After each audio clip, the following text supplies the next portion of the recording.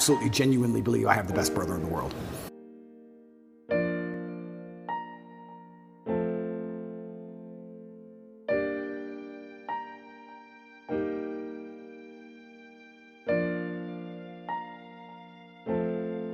The times I was with my brother and it was just him and I, we truly had some genuine days where we laughed like we always laugh. Me and him laugh and have fun on a private jet, and we laughed and had fun in a Romanian prison cell because that's just who we are. My brother was put in jail for being my brother. He hasn't said any videos. He hasn't said anything on the internet. He hasn't said any of the things I've supposedly said. He's never, the Matrix isn't attacking him. The BBC doesn't print about him, nothing. Why was Tristan Tate in jail? Because it's Tate brothers. So they just took him and threw him in a cell. Now what's interesting is, when I got out of jail, so many people near me got heat. Old business partners got heat with the tax. They got hit with like tax paperwork, and they were calling everyone who's ever known me, and ex-girlfriends got heat, and all these people got heat. And some people complained, some people didn't. But some people were like, oh, since you've been in jail, it's been so stressful for me. The media's outside my house. Like, stressful for you? I was in jail. What do you want me to do? And people were complaining at me. And as these people started to complain, I sat there, I said to Tristan, you got thrown in jail purely for being my brother. And never for a fraction of a second did you even moan. Not even for a fraction of a second did he say, oh, they only put me here because of you. Why am I here? I'm innocent. This has nothing to do with me. Nothing. In fact, he said the absolute opposite. He said, I am so glad I went to jail with you. I would be furious if they sent you here by yourself. If they're gonna lock you up, they better lock me up. And there was a time, about 2 months in, because there's less media pressure on Tristan, they were talking about releasing Tristan first. And he was saying, no, I won't leave without Andrew. I won't leave unless my brother leaves. Wow. I won't leave. And he was telling the guards, I won't leave. Keep me here. I'm not leaving. And they said, the judge says you have to leave, you have to leave. He goes, then I will stand outside the gate. I will sleep outside. I ain't leaving this jail. And our lawyer said, well, we can make an appeal to just release you because there's less media scrutiny around you. And Tristan's like, no, Andrew's in jail, I'm in jail. He refused to leave. He was adamant he had to stay.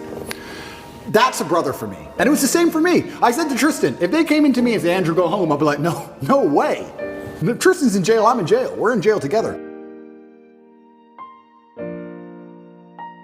He never for a second complained, never bitched, never moaned, and he was only in jail for being my brother. And then I come out and there's other people, oh, they sent me a piece of paper, blah, blah, blah. You're moaning? It's unbelievable. You truly learn, like I said, jail confirms everything you already knew about the world, and you truly learn who's on your side and who isn't.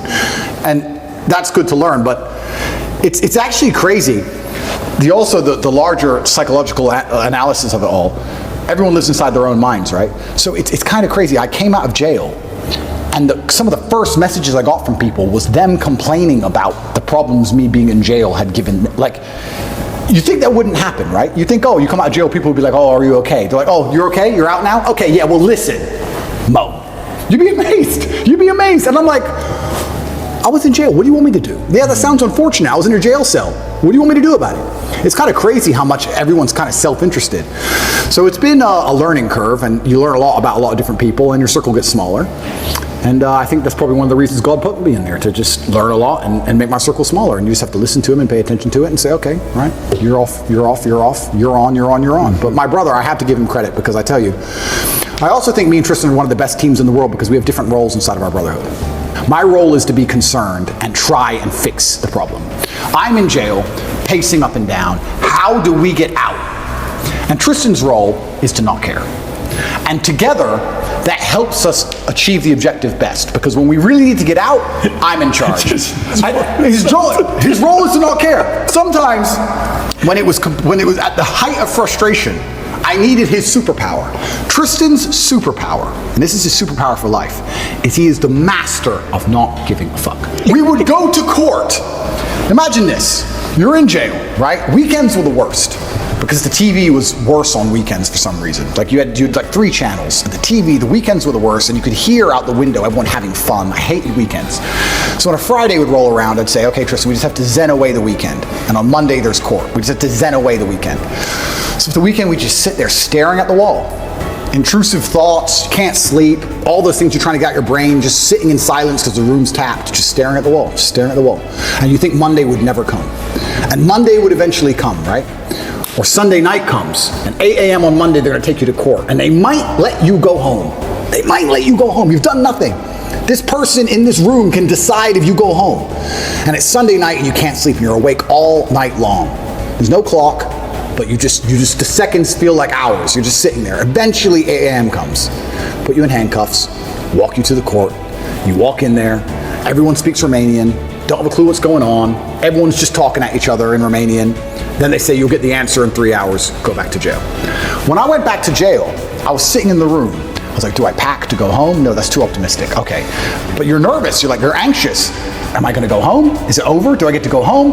I called the lawyer. Do you have an answer yet? No answer yet. Okay. Sitting there. I can barely sit still. Tristan finishes court, walks straight into the room. It's a matrix attack. It's bullshit. I'm going to sleep. And went to bed, clean asleep. I was like, how the fuck are you asleep?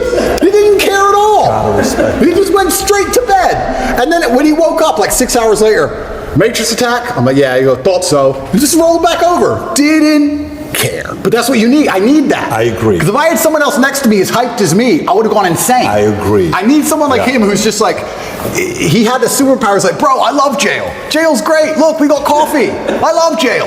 None of my women are messaging me. I love jail. I'm telling you, I had 45 minutes on the phone a day, and I used all of my minutes. Tristan never made a single phone call from jail. Get out of here. Not one. I was like, Tristan, do you want to speak to anyone? Nah. Sit there watching Romanian news. Didn't give a shit. Like bulletproof. But the only reason he's so bulletproof that way is because he knows I'm doing the absolute best the other way. He couldn't be that way if I wasn't trying to get us out. Because then he would try to get out. You need the yin and yang. So like when it was chill time, it was his mental frame, and when it was how do we get out of here, it was my mental frame.